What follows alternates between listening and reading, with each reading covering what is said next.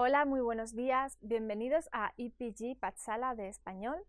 Yo me llamo María Teresa Miramón y soy profesora visitante de la Universidad Jawaharlal Nehru en Nueva Delhi. Hoy vamos a comenzar con el módulo 12 del paper 10, que se titula Temas y problemas del barroco español. Después del Renacimiento llega el periodo barroco, que tarda un poco a llegar a España, como es costumbre en todos los movimientos literarios. Se caracteriza por la producción literaria que es un poco diferente de la renacentista, ya que carece de la idealización prevalente en el Renacimiento, pero también aumenta el énfasis sobre la realidad amarga de la sociedad.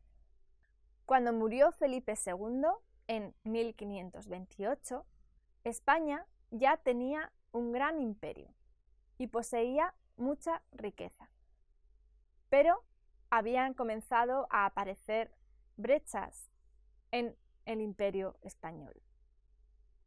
Además, los monarcas que sucedieron a Felipe II no querían mantener el Estado o tratar con políticos extranjeros, como por ejemplo con el cardenal Richelieu de Francia. El imperio español ha adquirido gran riqueza y mucha importancia política durante el reinado de los reyes católicos.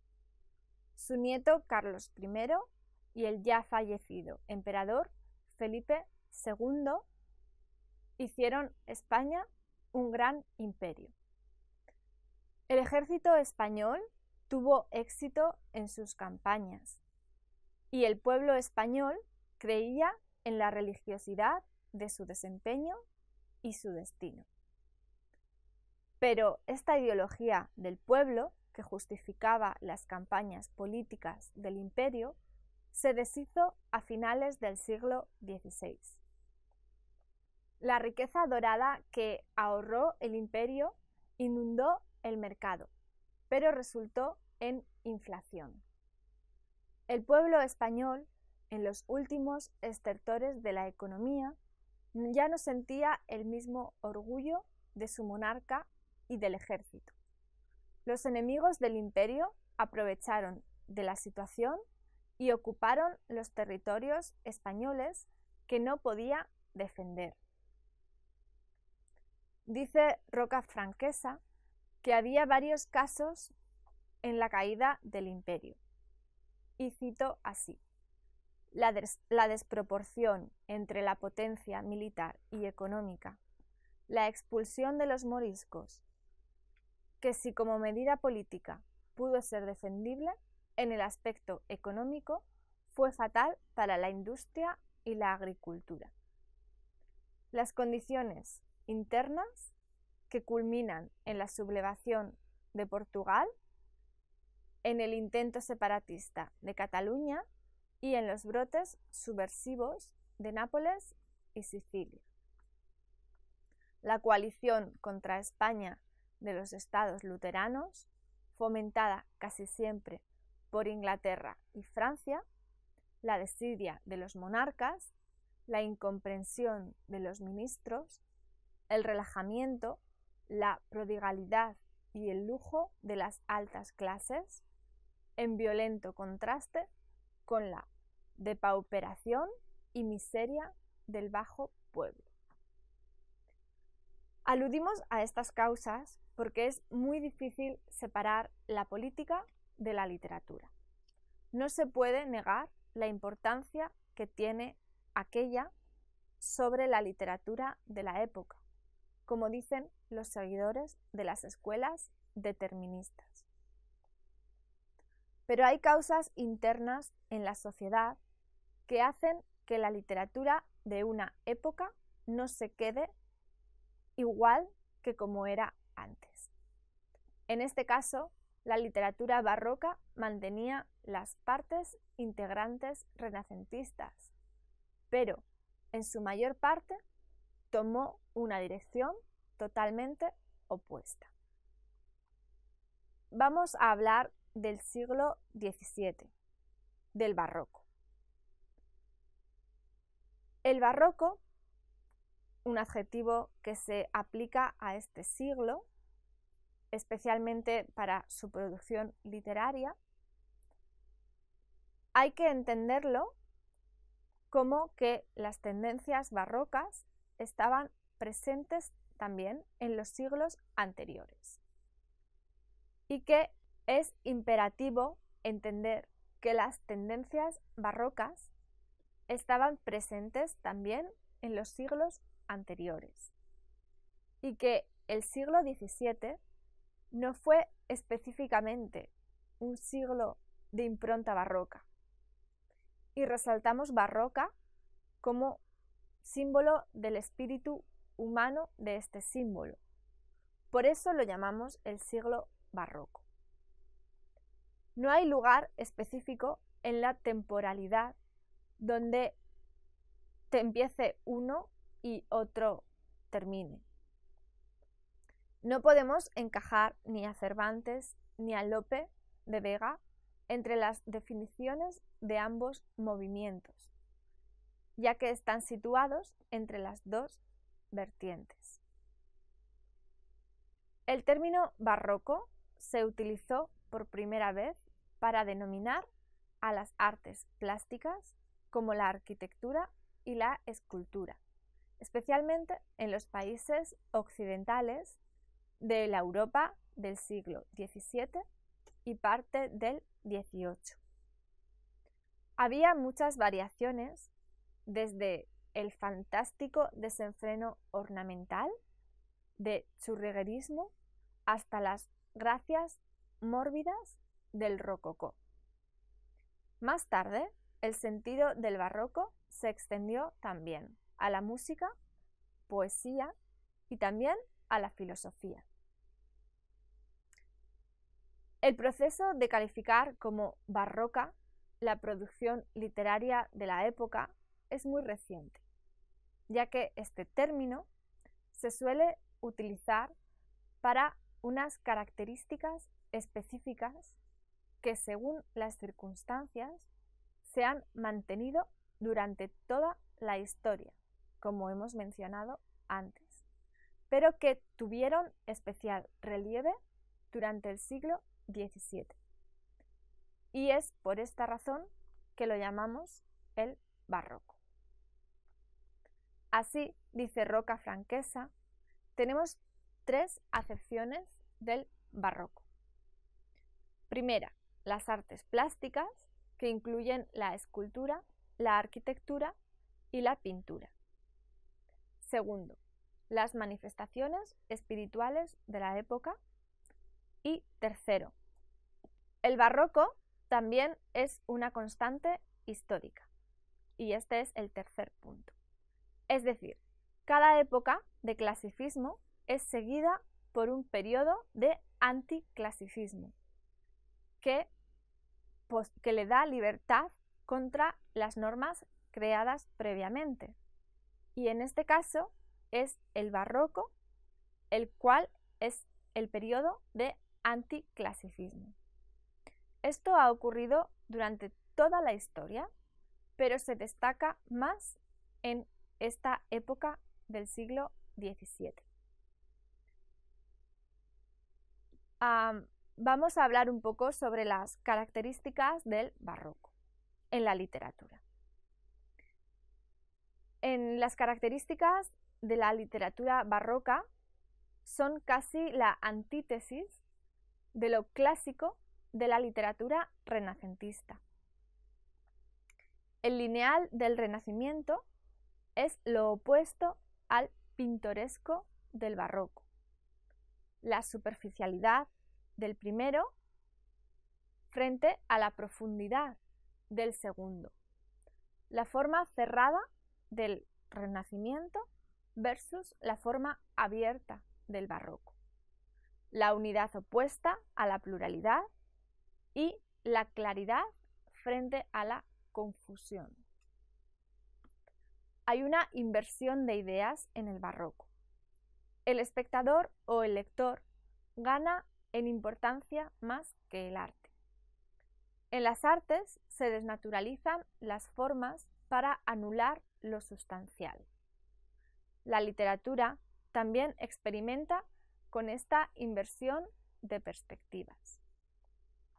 Y la resultante paradoja del barroco es, y cito así, que engendra la peculiar fatiga en la lectura de los textos barrocos, su morosidad, su esencial falta de influencia intelectual, lírica o narrativa. Ahora vamos a centrarnos en el culteranismo y el conceptismo. En la producción literaria, el barroco nos presenta dos modalidades, el conceptismo y el culteranismo. El primero juega con ideas, mientras que el segundo juega con formas. Los dos se entrecruzan todo el tiempo en la búsqueda de la metáfora adecuada y la expresión insólita.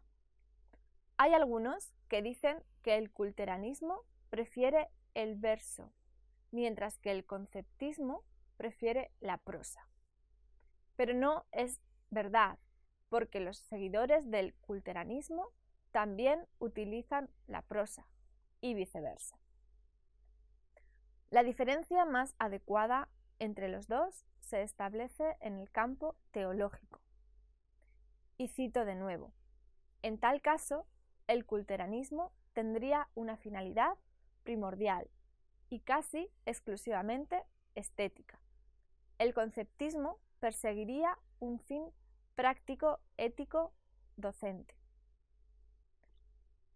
Geográficamente, el conceptismo nace y se desarrolla en las zonas pobres de Castilla y Aragón. Por otra parte, el culteranismo nace y se desarrolla en la opulenta región andaluza. Vamos a centrarnos en el culteranismo. El inventor de la palabra culteranismo, o mejor dicho, quien la utilizó por primera vez, fue el humanista Bartolomé Jiménez Patón. Y también Lope de Vega lo mencionó en sus versos. Luis de Góngora, por su parte, el gran poeta, es caracterizado como su representante español y por eso también es llamado gongorismo. Se corresponde cronológicamente con otros movimientos europeos similares, como por ejemplo el marinismo en Italia, el eufemismo en Inglaterra o el preciosismo en Francia. Vamos a hablar sobre la poesía. La literatura renacentista era realista y también idealista al mismo tiempo, pero estaba ornamentada con un realismo sano y alegre. El realismo del siglo XVII, por su parte, es muy triste y agrio. El idealismo llegó a su apogeo con la expresión mística del espíritu humano. Pero en el barroco, aunque se siguen las publicaciones de los libros místicos, fueron regalados ahora a un campo teórico. El idealismo llegó a su apogeo con la expresión mística del espíritu humano. Pero en el barroco, aunque se siguen las publicaciones de los libros místicos, estos fueron relegados ahora a un campo teológico moral. La lírica se perdió en su equilibrio, fruto del Renacimiento. La mezcla perfecta de forma y contenido ha desaparecido ahora. Algunos, los culteranos, pretendían seguir la forma y los conceptistas el contenido, pero nunca llegaban a la pureza más bella de la época anterior. El espíritu renacentista lo vemos en muchos poetas y muchos escritores al margen, pero solo se destaca el nombre de Lope de Vega en la lírica de la época. En cuanto al género épico, no hay ninguna innovación en el siglo XVII. Solo se continúan las formas épicas del XVI. Las epopeyas, que tenían rasgos mitológicos, casi desaparecieron. La única epopeya que tenía popularidad y estimación literaria fue la araucana, mientras que otros seguían la forma culterana. Respecto al teatro, es el único género que disfrutó de la expresión máxima en este siglo. Es el gran siglo del teatro castellano. El cuadro de autores, junto con la calidad del teatro, hace que este teatro español del XVII llegue a su máxima plenitud. Los nombres de algunos dramaturgos excepcionales inundan esta época. Lope de Vega, Tirso de Molina, Ruiz de Alarcón, Rojas Zorrilla, Calderón de la Barca, Cubillo de Aragón, Vélez de Guevara o Guillén de Castro. Este periodo tuvo un florecimiento breve, pero todos los géneros dramáticos tuvieron una magnífica expresión en la comedia y la tragedia, el drama, el teatro filosófico y teológico. Dentro de la comedia hubo diferentes tipos, como comedia de fantasía, histórica, fabulosa, mitológica, etc. Una manifestación típicamente española fue el auto sacramental. La prodigia de los autores y dramaturgos fue fenomenal. Por ejemplo, Tirso de Molina escribió casi 500 obras.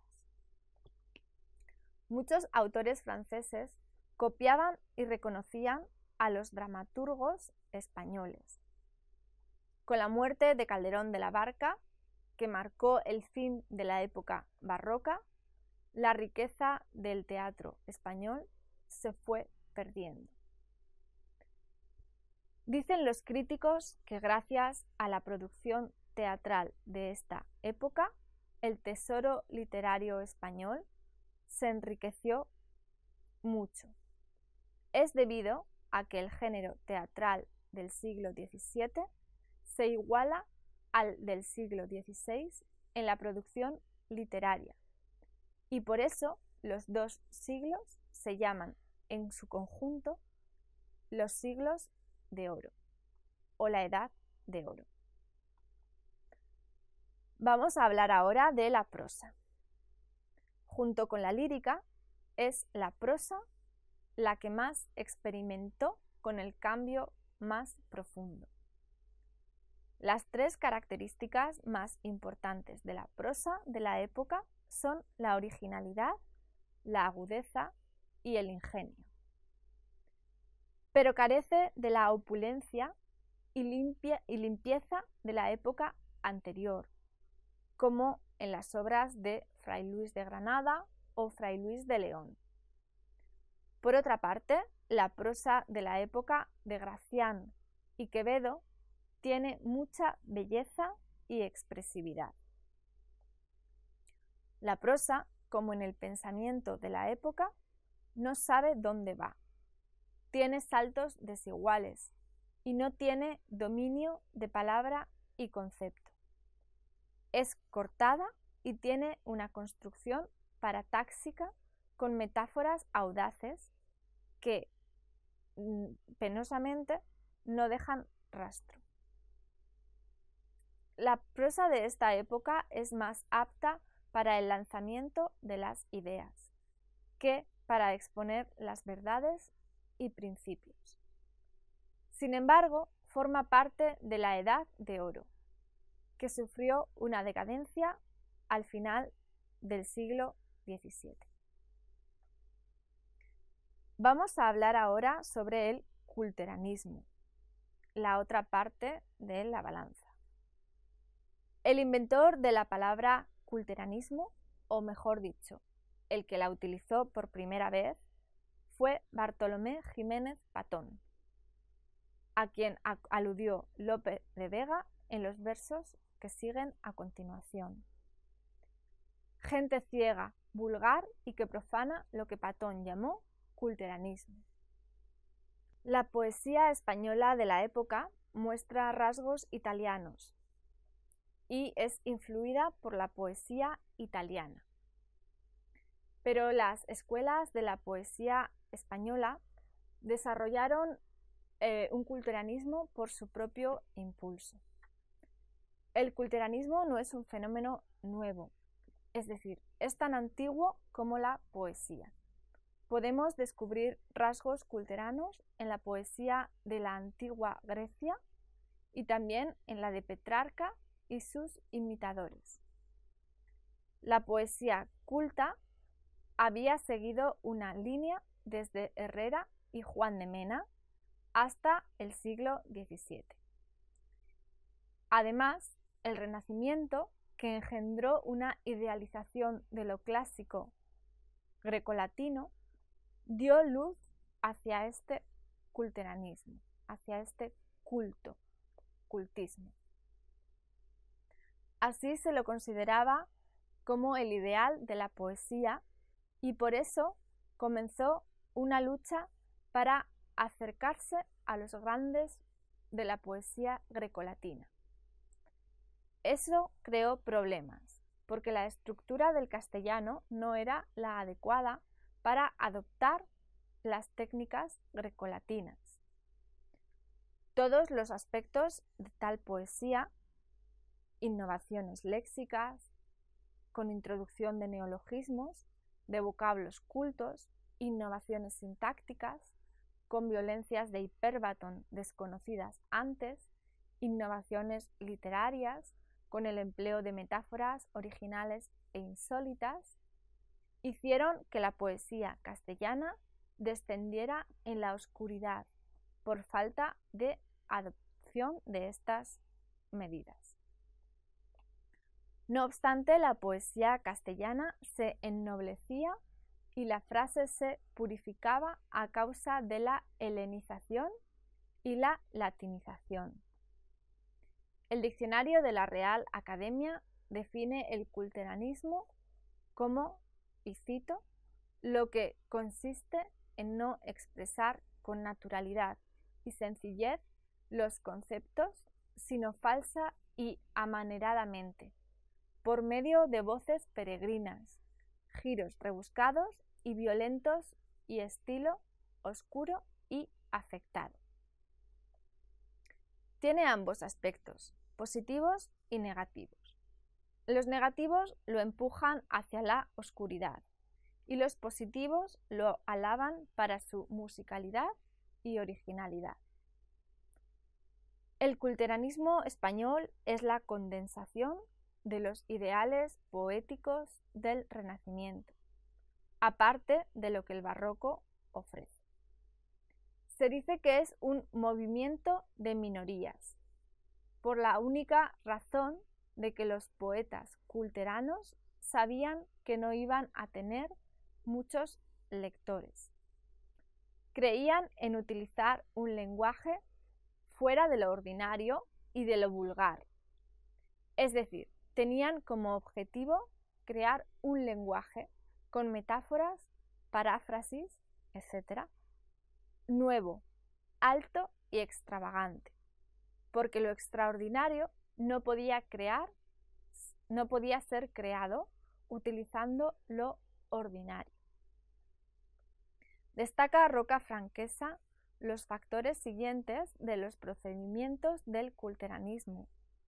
El de buscar un lenguaje apropiado debe tener, primero, vocabulario, segundo, sintaxis, tercero, un lenguaje poético, utilizando metáforas, 4, motivos mitológicos.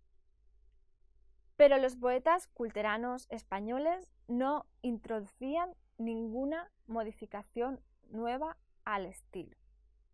El léxico que se enriquecía fue debido a las innovaciones de los poetas, quienes prestaban liberalmente del caudal idiomático que ofrecía el latín. Esto hizo muy difícil ser entendido por el lector.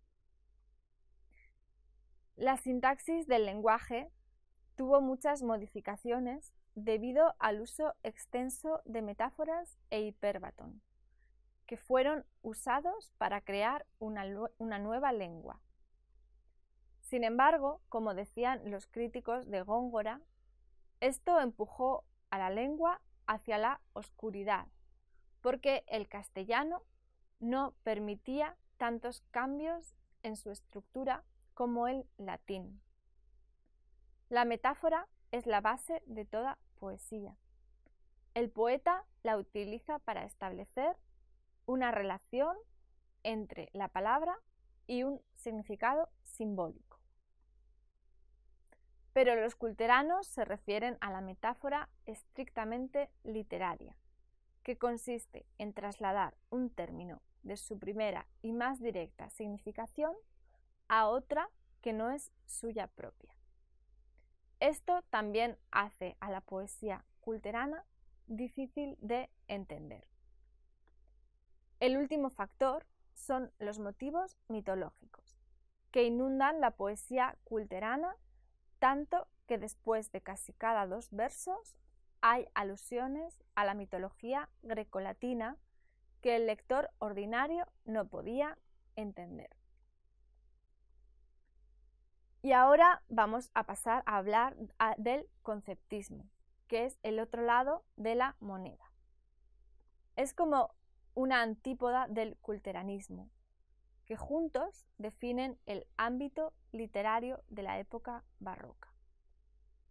Hemos mencionado que es muy difícil dibujar una frontera específica entre el culteranismo y el conceptismo.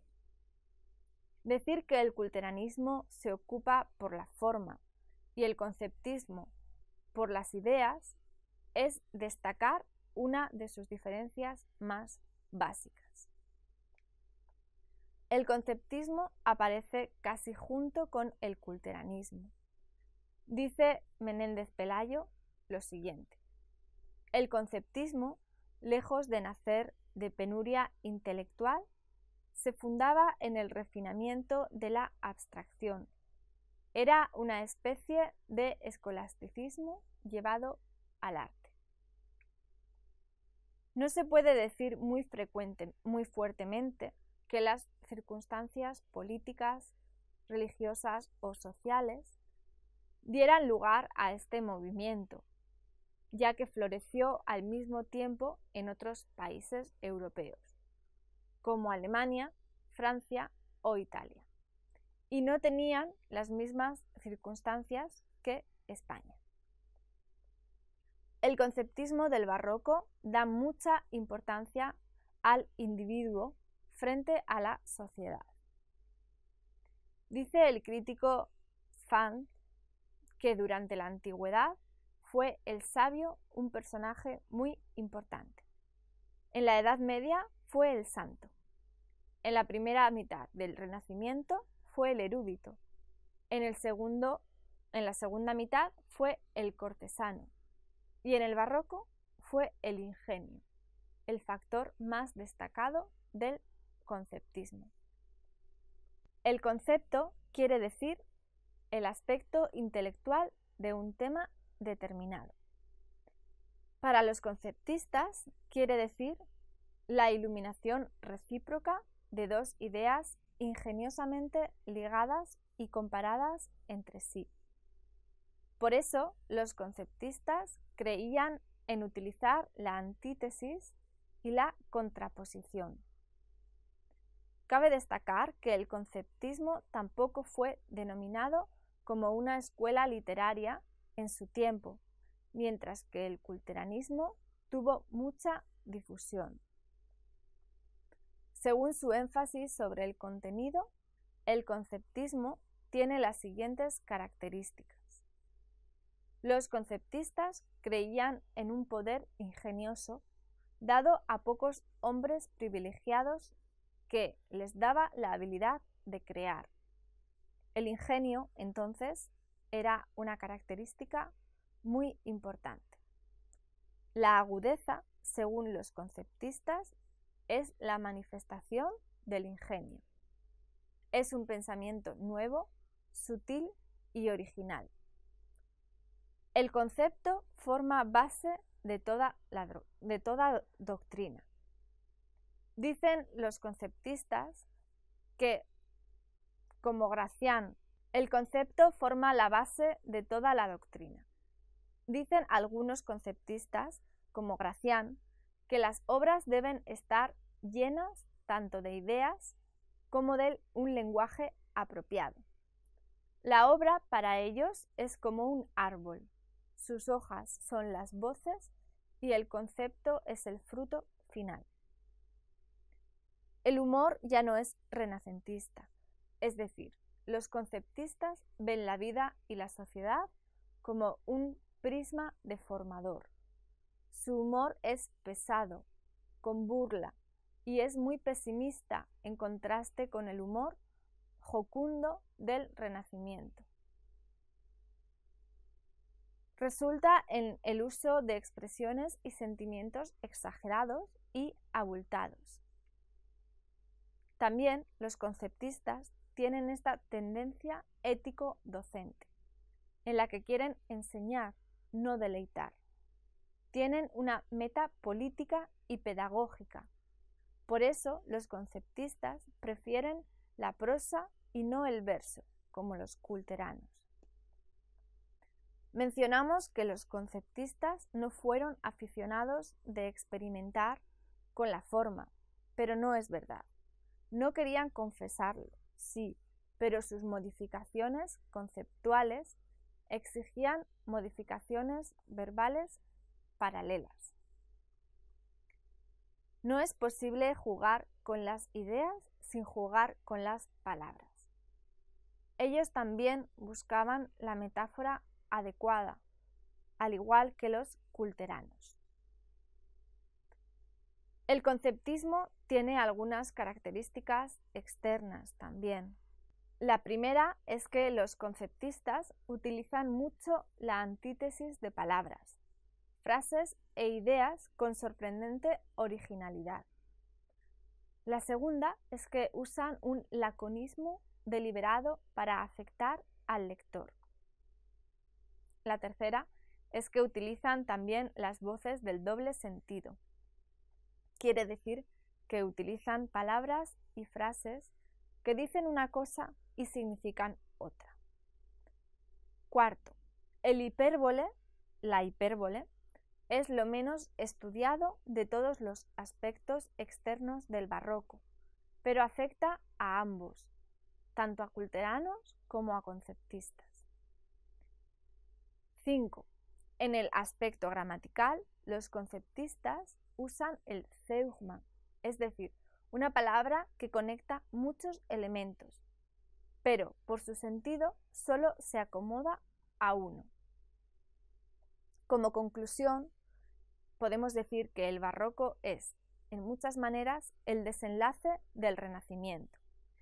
El idealismo y el humor jocundo del Renacimiento se sustituye por la sobriedad y el pesimismo del barroco.